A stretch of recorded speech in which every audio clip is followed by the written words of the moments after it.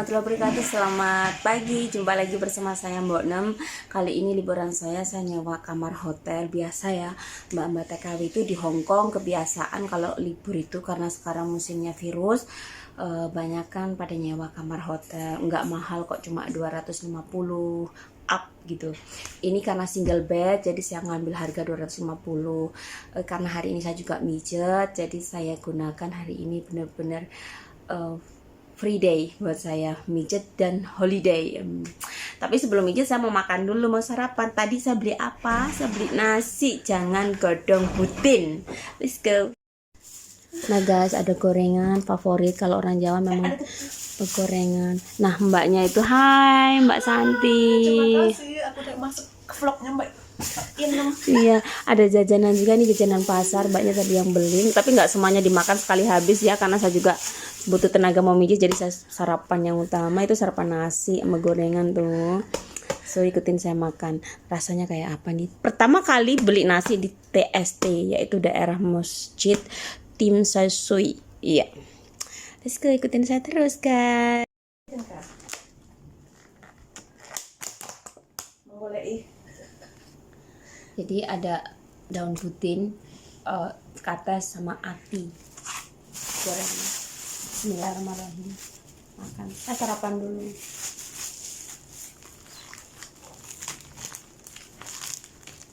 Insya Allah hari ini 3 orang. Saya memang hari ini udah bilang santai, nggak buru-buru. Jadi biarkan mereka juga perjalanannya santai. Ayo sarapan Mbak Santi. aku nervous. Dia nervous ketemu aku guys. Aku nervous guys.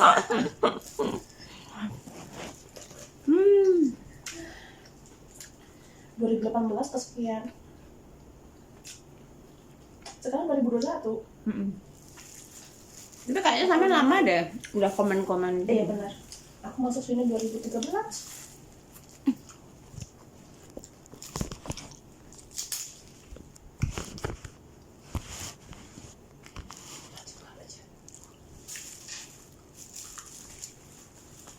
Harganya $20.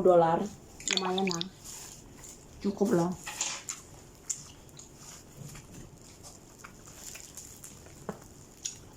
Rasanya lumayan. Cuma daun singkongnya agak keras.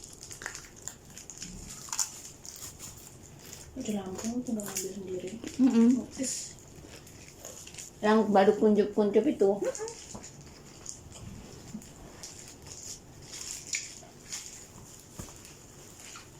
Ini bukan ketuk ya. Lemot. Timus.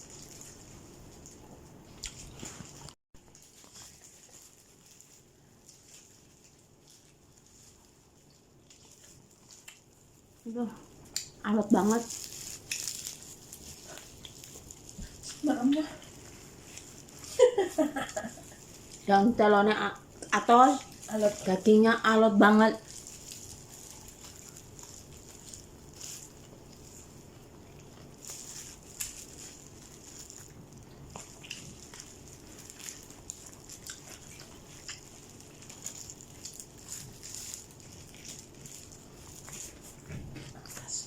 Kembali lagi bersama saya Mbak Nem. Kali ini saya mau mijit bagian kalau orang Jawa bilang dengkul ya, bagian dengkul. Jadi dengkul ini untuk kita para pembantu rumah tangga ini yang di luar negeri ini memang sangat-sangat ngefek banget kerjaan kita ke dengkul, karena biasanya kita ini full 22 jam itu berdiri. Dan tadi itu saya udah bilang iplik itu kakinya nggak ada berhenti ya ngepel ya, masak ya, ngurus anak ya, udah ke pasar, udah jemput sekolah, nganter les, itu intinya kaki nggak ada berhentinya. Karena itu saya selalu berpesan pada teman-teman, kalau pijit carilah dukun pijit yang fokus pada kaki dulu mijitnya, nggak langsung badan gitu. So hari ini saya berterima kasih sama Mbak Santi karena mau bagian kaki sebelah sini saya shoot, dan insya Allah nanti kalau itu bagian perut juga banyak banget yang minta untuk bagian perut. So bismillahirrahmanirrahim, let's go. Kepanjangan nggak sih? Nggak. Pas.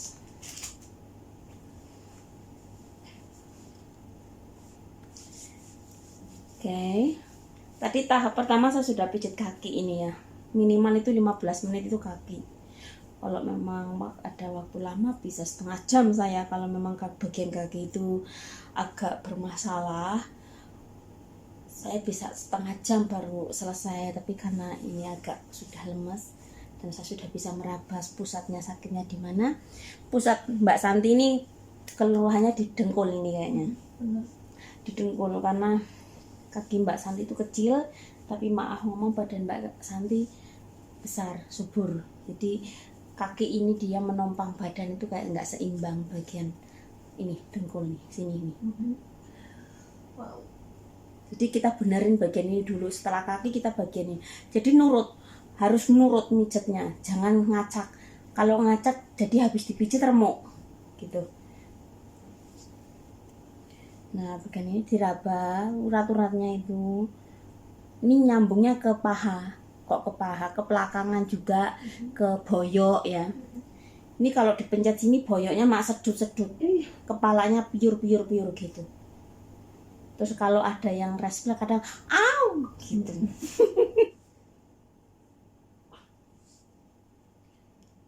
Jadi bagian dengkul ini, bagian sini ini penting banget ya guys. Kalau sampean pijet kemana-mana, perhatikan dukun pijetmu bisa nggak benain bagian sini. Ini nih merengkel nih. Ini rasanya sampai ke boyok ini. Jadi kalau memang sampean ingin berteriaklah. Pakai air melahirkan. Iya. Jadi bagian kaki memang utama banget. Bagian telapak kaki, bagian kentol ini saya bilangnya kentol ya. Bagian kentol ini. Ini kalau minggu seharian jalan Pak, karena nganter-nganterin barang sih. Iya. Nah bagian ini nih, di video yang lalu saya sudah menjelaskan bahwa bagian kaki itu hal yang paling penting untuk semua dukun pijat yang di Hongkong. Perhatikan bagian kaki, telapak kaki, karena memang pusat sakit badan, pusatnya pegel-pegel, pusatnya keluhan-keluhan di tubuh kita itu di sini nih. Kalau bisa ngeraba, Mbak ini sering sakit kepala, bagian leher situ. Bentar Mbak Santi. Nah nih. Bisa tidur juga kan? Iya nih sini. Uruti bagian sebelah sini, cari dukun pijat kalau di Hongkong kayak gitu ya, biar sampean gini loh, sampean cari tombo bukan cari penyakit. Jadi kalau sampean bayar dukun seberapapun itu, kalau badanmu akhirnya remuk ya sampean akhirnya gerundel moyong mah. Tapi kalau sampean dapat dukun pijat yang tepat, sampean habis dipijat rasanya ringan, pasti sampean akan mimpikan untuk bertemu kembali gitu. Nah sekarang ini kan sudah ringan nih, kakinya udah agaknya udah enteng deh. Saya tanya gimana, enteng nggak? Enteng Pak. Nah sekarang bagian sini, Aku banget. bagian sini naik ke atas. Mbak Santinya nggak tak expose guys, ini karena nggak ada kameramennya ya diriku sendiri. Ini bagian sini.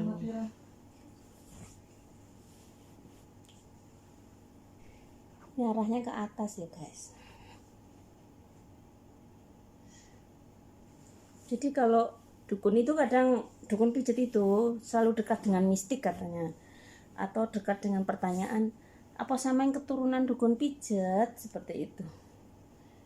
Kalau saya jawab iya, keluarga besar itu dukun pijat semua, buyut, nenek, bapak, dan mertua saya dukun pijat keturunan juga dari nenek moyang mereka, dan suami saya juga dukun pijat juga. Bagian sini nih. Nah kalau bagian sini sampean dipegang ada warna merah, berarti mbak ini banyak angin. Jadi dalam tubuh manusia itu ada angin jahat, ada angin baik. Kalau orang Cina bilang itu kemtok fung itu apa ya, pokoknya ada mistiknya. iya, dia banyak penyakit. Ibaratnya kalau terlalu banyak angin berarti gampang kena penyakit gitu. Aku ada merahnya nggak?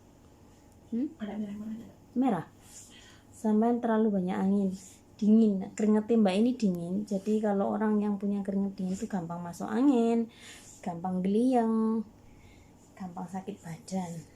Nah, oke. Nah bagian sini udah lemes guys, udah lemes, sudah dipelurutin ya, ini udah diraba. Ini bagian sini nih, ini sakit banget ini karena merengkam-merengkam. Ini bagian tulang-tulang. Kita kembalikan ke jadi ini tadi keras banget, udah empuk sekarang ya. Ini jadi saya ngajarin ini biar sambil belajar semua bahwa kesehatan itu penting. Orang mijit itu jangan asal mencari uang, tapi pastikan bahwa habis dipijit sampai memberikan kesan sehat pada yang booking pijit. Nah mbak ini keringatnya keringat dingin dan dia keringatnya keluar terus, jadi dia sedikit ada permasalahan pada tulang tubuhnya. Jadi nyerangnya keringat dingin itu nyerangnya ke tulang ya, gampang linu-linu kalau musim dingin. Jadi guys, kalau pijet sama dukun pijet yang lain, pastikan bukan kuku yang buat mijet ya.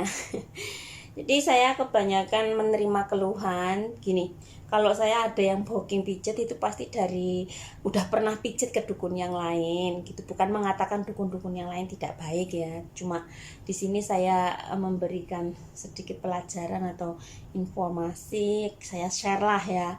Jadi gini, setiap mbak yang datang itu ada yang keluhannya habis dipijit orang lain itu bengkak-bengkak biru-biru, ada yang bekas kuku. Nah karena apa? Mungkin mbak yang mijet itu pakai kuku, bukan pakai sini nih. Jadi kalau pastikan jangan kuku yang buat mijit. Jadi kalau sampean pertama kali datang terus sudah kerasa itu kuku yang mijit, sampean ngomong jangan kuku bu gitu. Jadi mijit itu bagian sini nih, ujung ini. Kenapa saya tidak mengingu kuku? Karena saya jarinya memang untuk mijit, jadi saya tidak ada kuku ya. Ini jadi sini nih, daging sini nih yang mijit nih. Jadi gini, nggak sakit toh mbak? Nggak. Tapi kalau kuku sakit nggak? Iya. Nah makanya urat dipegang sama barang keras ya mesti dipelirit kayak gini ya, itu ya pasti jadinya biru-biru gitu loh. Jadinya nanti habis dipijit sakit. Tapi kalau pakai ujung jari-jari dukun pijitnya, pastikan tidak akan merasakan sakit, dan yang pasti lebih ampuh lagi kalau syaratnya lengkap gitu. Jadi orang pijit itu nggak asal nyek orang baring langsung dinyek ya hancur gitu loh.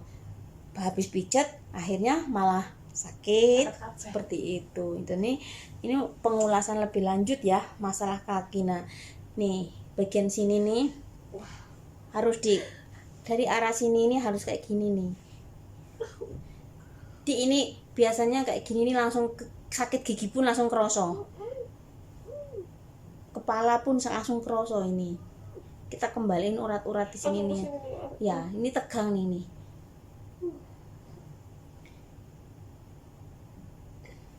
Pastikan kayak gitu. Nah kayak gini, bukan gini ya.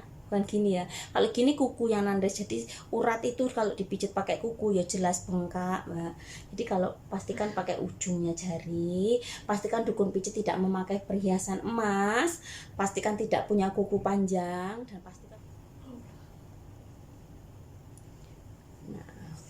kalau kayak gini hasilnya kan nanti ringan. Nah, bagian telapak kaki itu ya, memang harus diraba bener-bener.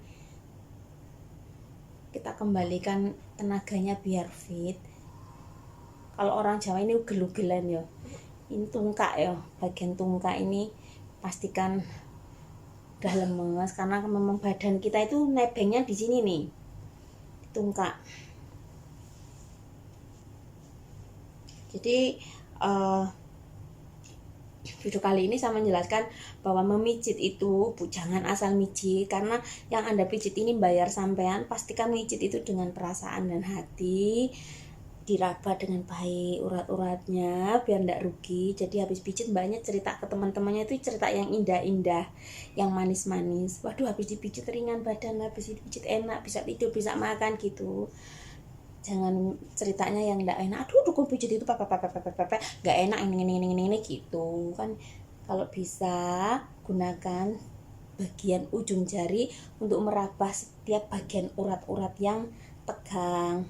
Jadi ini udah pelemesan nih, kaki yang satu udah lemas, ini adalah kaki yang kedua gitu. Ikutin saya terus.